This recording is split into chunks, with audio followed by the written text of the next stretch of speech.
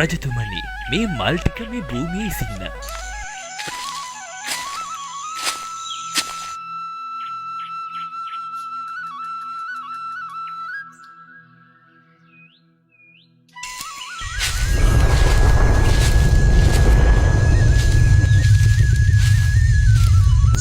ස්වාමින් වහන්සේ මල් ලිහිද්දී පොළව කම්පා වුණේ කුමක් නිසාද? රජතුමනි මේ භූමිය කකුසඳ බුදුරජාණන් වහන්සේ ලංකාවට වැඩම කර 40,000ක් වූ මහරහතන් වහන්සේලා සමග සමාපත්තියෙන් වැඩ සිටිය භූමියක්.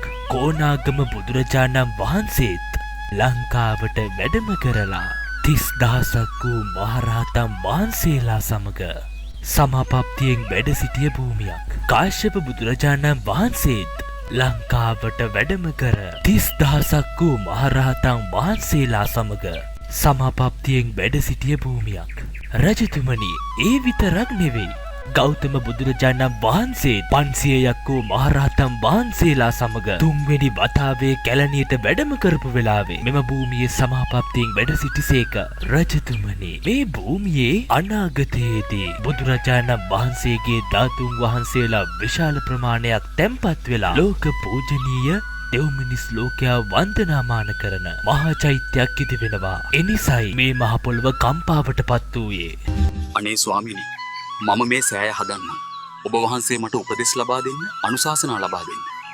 මගේ රාජ්‍ය කාලය තුල මගේ අතින්ම මේ මහා සෑය හදන්න. රජතුමනි මේ සෑය සෑදීමට සුදුසා නුඹ නොවේ. අනාගතයේ නුඹේ මුණුබුරෙක් හැටියට තු ගැමුණු නමින් කුමාරයෙක් පහළ වෙනවා. අසංකේයකුත් කල්ප ලක්ෂයක් පෙරම් පුරාගෙන යන මහා පින්වන්ත කෙනෙක්. මේ මහා සෑය හදන්නම පෙරම් පුරාගෙන එන කෙනෙක්. අන්න ඒ කෙනා තමයි සුදුසා මේ සෑය හදන්න. ස්වාමීනි එහෙමනම් මාගේ මුණුබුරෙක් නම් මේ මහා සෑය හදන්නේ මමත් ඒ පින අනුමෝදන්. රජතුමනි අනාගතයේදී නුඹගේ මුණුබුරෙක් හැටියට ඒ පහළ වෙන ඒ රජ්ජුරුවන්ට මේ භූමිය හතුනගෙන ඒ මහා සෑය ඉදි කරන්න සියලු තොරතුරු සටහන් කර සෙල් ටැබක් පිහිටවන්න.